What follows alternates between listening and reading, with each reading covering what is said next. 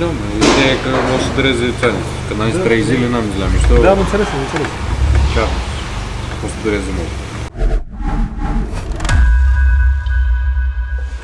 Salutare și bine ați venit! Azi avem un Opel cu scurgeri masive de ulei. Bă, să fie lucrarea, exact lucrarea care le place lor în general. Și care nu ne place nouă. Bă, că nu ne place, nu știu cum să face. Când nu ne place nouă, vă place vouă. Deci hai să dăm o tură prin service și hai să băgăm Opel-ul. Cred că mai bine mă duc pe jos, că nu merge așa.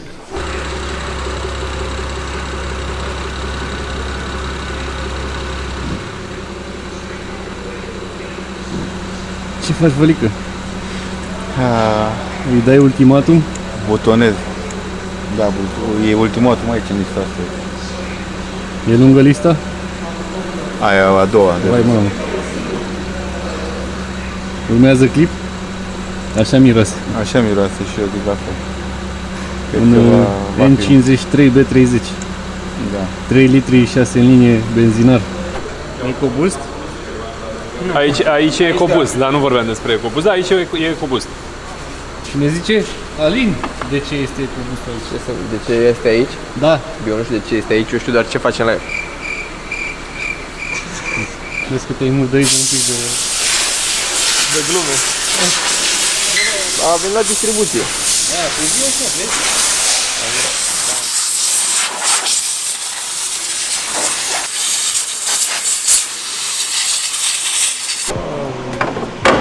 Dar ce avem noi aici? Turbo, GDI, Kia Ceed GT. Alte cu dungulițe de fabrică, cu jantuțe, interior, sport, scaune, dungulițe și pe spate, panoramic. Hai că ești încântat așa, te văd.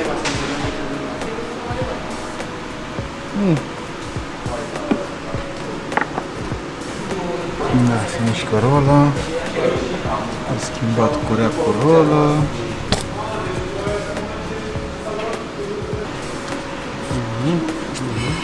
Se învârte. Uite, Aici nu. blocat. Da. Unul de mână electrică. E blocat, e trier, colisant. Frumos, bucș. Mamă, stai te aduc liber. Nu e chiar. Nu, vezi că nu se mișcă, mă. Doar e fisurată. E fisurată un pic. Nu e ruptă încă de tot. Nu e.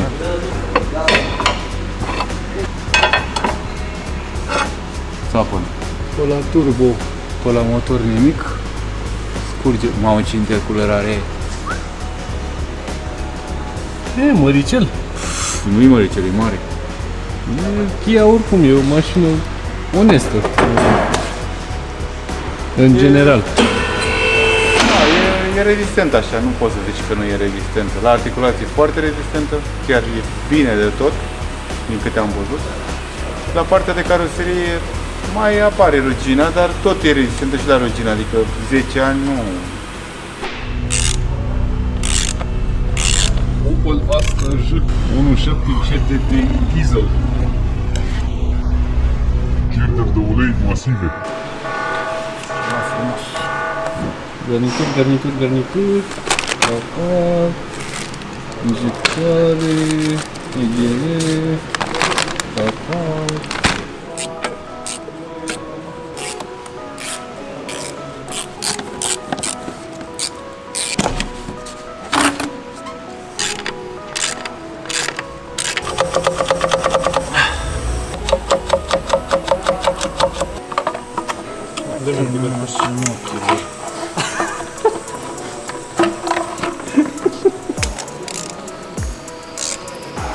Asta se rotunjește, să știi.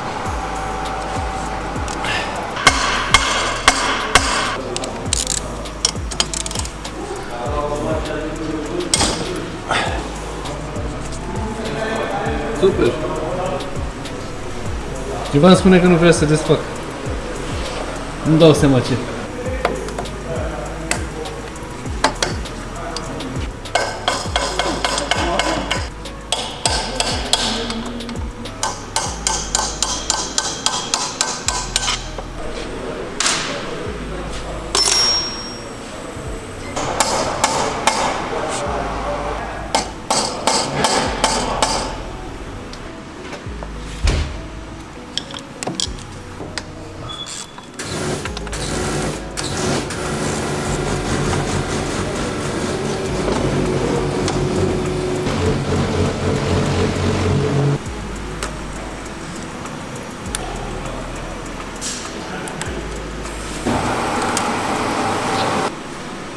Hai mamă, asta nu iese să-mi bag. De dimineață? Bă, că eu urât să ies cu mașina în probe, că am terminat-o prea repede, că nu știu. Ne! S-a lăudat? A terminat Audi-a. A terminat distribuția de Audi de 1.6, a terminat-o repede și gata, că ies cu ea în probe, că a durat prea puțin. Acum uite. Ne. Mai știi jur a făcut ură. Ei, lăsați! A scăpat!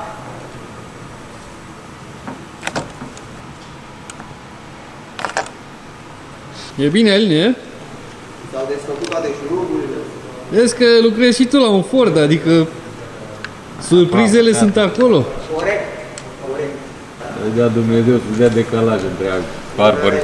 Aha.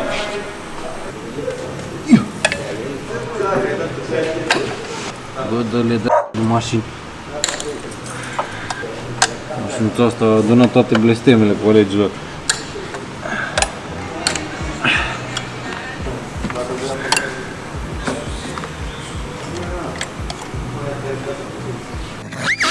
Pe el de Opel. Și pe al tata. Amândouă. Are două, nu unul.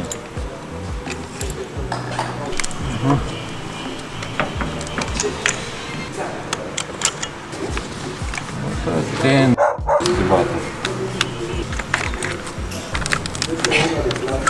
Îți dragi pe voi, bă.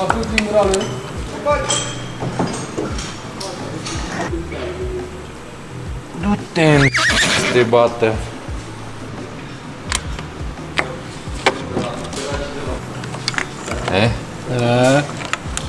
Chiar ce trebuie, dar e altceva.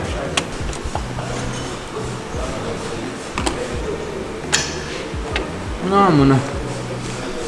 Dacă ai văzut așa ceva.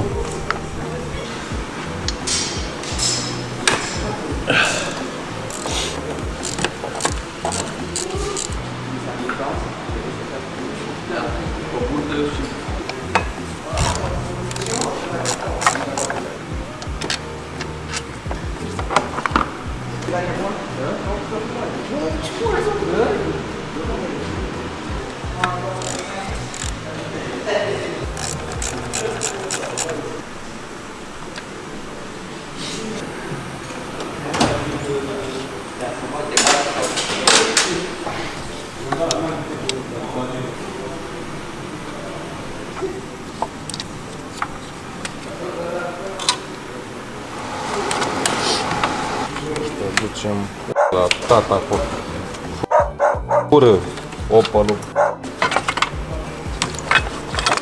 Și o combinație ce am făcut eu.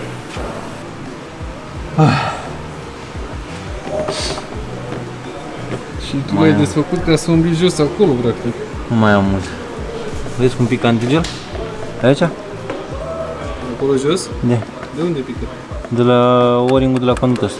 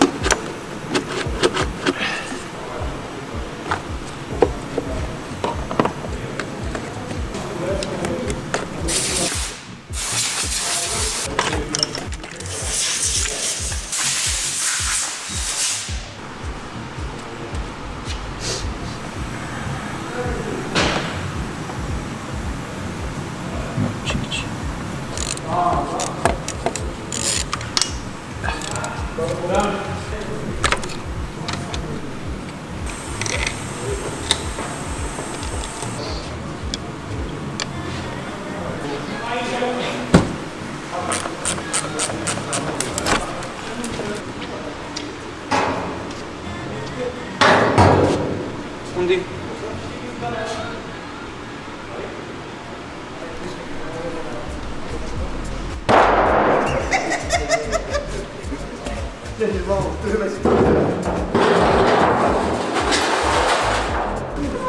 Pot să iau fleștele astea de coliere.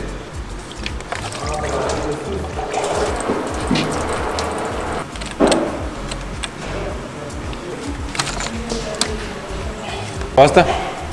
Care ți-am zis eu, care nori? E cu tot cu asta. E cu tot de da jos. Adică nu cu corp comun, să nu se înțeleagă. Nu e corp comun, dar trebuie dat jos unul ca La să... demontare, măi, eu am crezut că la... Un o-ring de la m***ului de o-ring.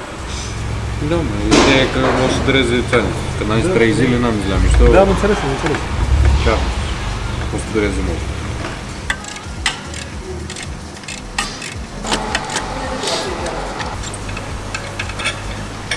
O, da, Dumnezeu, numai...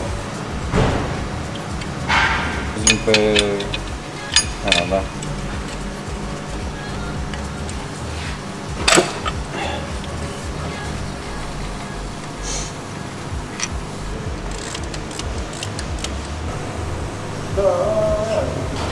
Și mai dă seama, mă, dacă mai e ceva pe aici.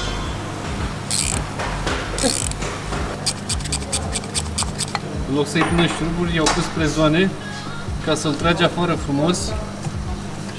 De fapt, tu nu poți să-l tragi afară frumos, să-l tragi cu japca. Să mă bată mama că mai are o ceva. Ce mai are? Mai are un furtun micuț aici jos. Păi da, na. Și care e problema? Că n-a ajuns la el. Uite. Unde i-a pus ăla?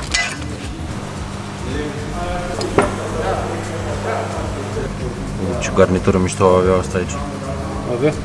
Dacă cu o garnitură de cauciuc poți fac așa. Care și canal de ăsta de silicon aici. A, deci se pune cu silicon ăsta. Foarte ciudat. Da, super.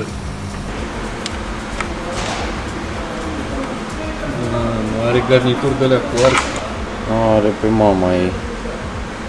alea de le scos cu poliția.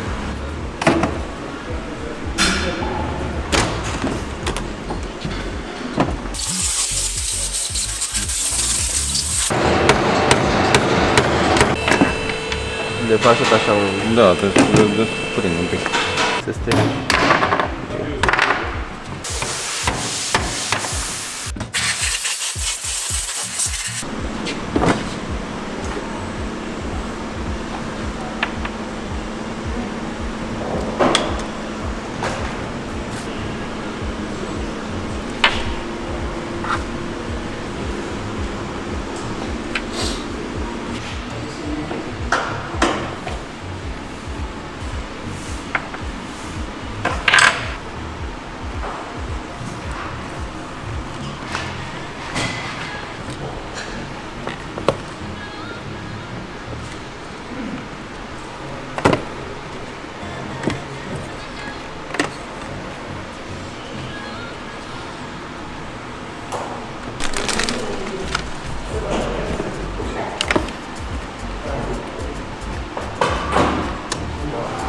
Arată bine rău cu degetul. Uite și... Și cealaltă? La fel? Cealaltă e doctor.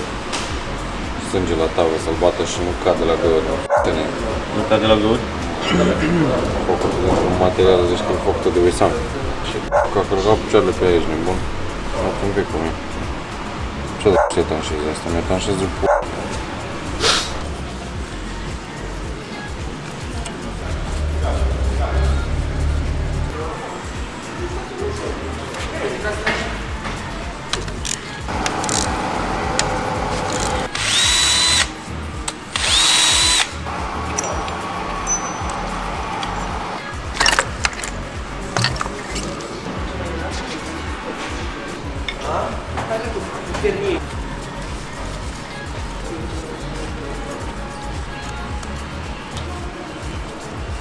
Doctor Max ăsta sau? Ceva?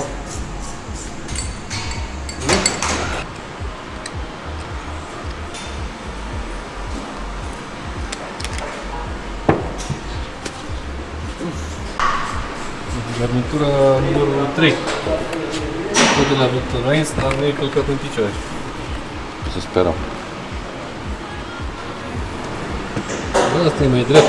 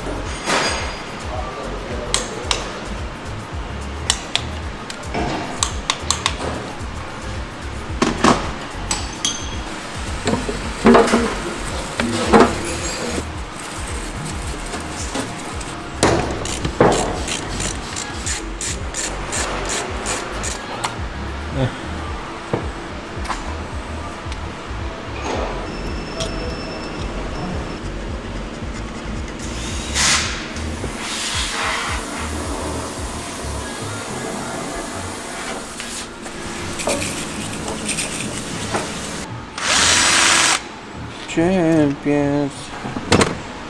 Nu mai iubit la. Uite mă, a rămas bucată de garnitură acolo. Da, mă. Bine, unii zice că e silicon, dar nu e E garnitură. garnitură extra. E de-aia lichide de la tub. Bă, să nu înțelegă lumea greșit. Nu e neapărat rău Opel-ul, dar Opel-ul ăsta e supărat rău. Pe mine.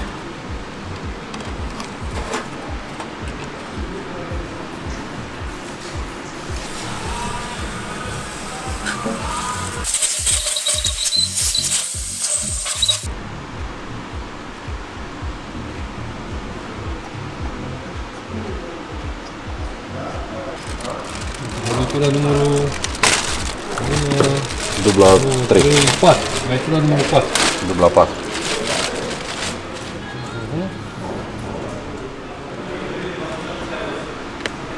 Bună, dubla 4. Bună. Da, mă, așa, da? Bună, dubla 4.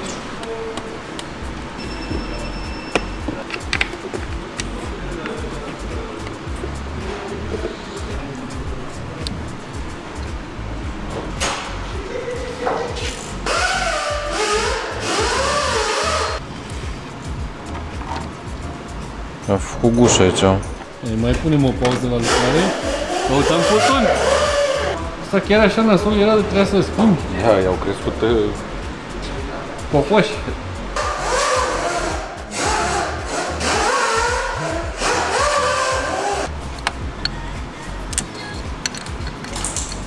strânge.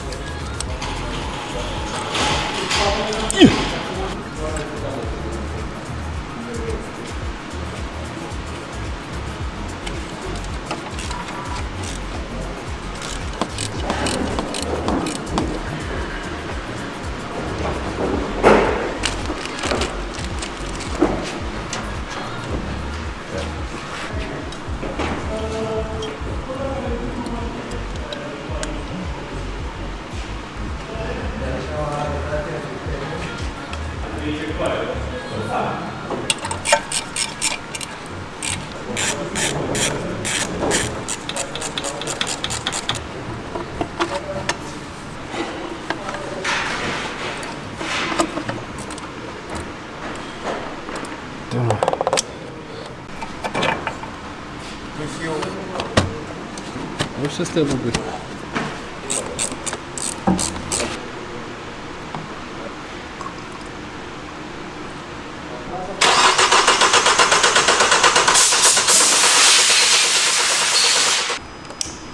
Ia vezi acum. Nu cred că e.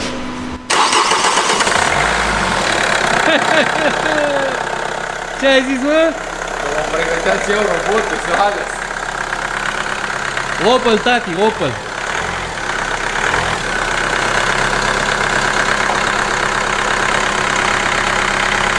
S-a mâncat sufletul, dar a pornit.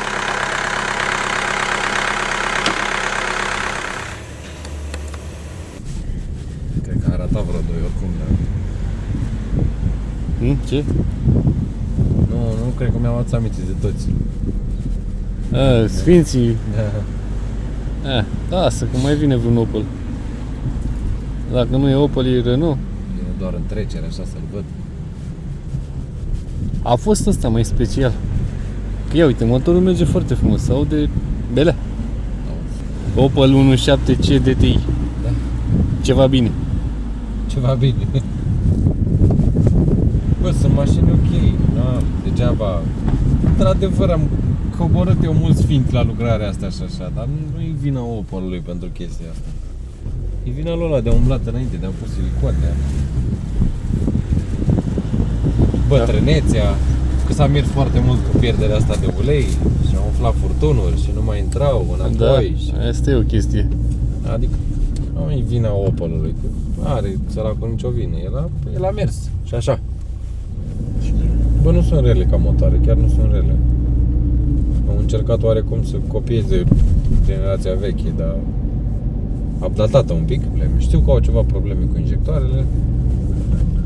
Funcționează, merge, consumă puțin. Asta e cu consumul. Chiar consumă puțin. Și piesele nu sunt neapărat scumpe. Bă, nu, dar sunt anumite chestii pe care nu le găsești cât originale. Mai plimbăm un pic cu el și facem o verificare, vedem dacă e tot ok. Da. Și aia a fost. Bă, în momentul de față e ușcate toate.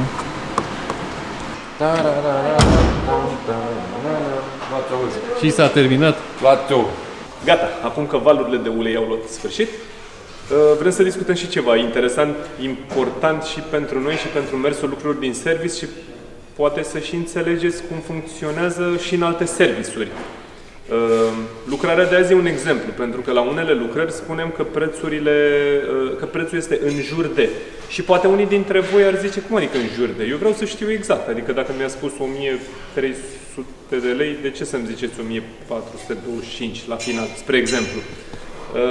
Pe parcursul lucrării de azi, probabil ați văzut că Dragoș, în timp ce demonta, a mai descoperit niște piese cu probleme. În momentul în care vine la mine, la Iulica sau la cine lucrează de la recepție, cine e la calculator și zice, am nevoie urgent de garnitura aia, alea în general sunt momentele în care noi nu considerăm că mai are sens să mai sunăm omul, să-i zicem, vă mai trebuie garnitura care vine între Ghere și furtunul de la așa și vă mai costă încă 35 de lei, spre exemplu. Sunteți de acord?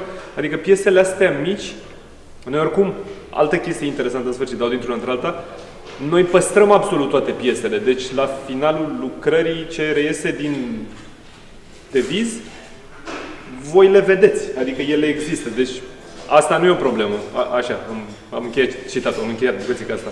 În cazul pieselor mai mari, spre exemplu, se lucrează la un BMW și are de schimbat Dragoș cureaua de accesorii, întinzător, role, nu știu ce. Și vine și zice, e și folia de la motor ruptă, dita mai folia, care e undeva, probabil între 800 și 2000 de lei la unele modele. Normal că în momentul ăla, bună ziua, poză, filmuleț, am găsit folia de la motor în situația asta. Doriți să o înlocuiți sau o lăsăm așa?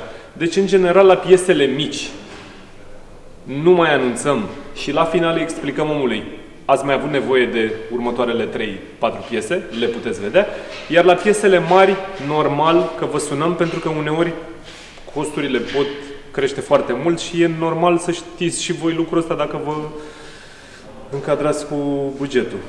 Iar acum la final am vrea să ne scrieți jos în comentarii care au fost situațiile alea când v-ați dus la service, știați că e ceva de plată și v-ați trezit acolo că e mult mai mult.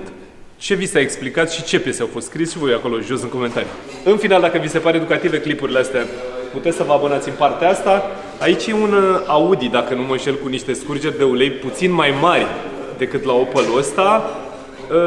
Iar aici e o mașină de 5.000 de euro pe care cineva voia să o cumpere la un moment dat. Nu mai țin minte, dar e sigur un clip de genul ăla și ne vedem tura viitoare. Pa, pa!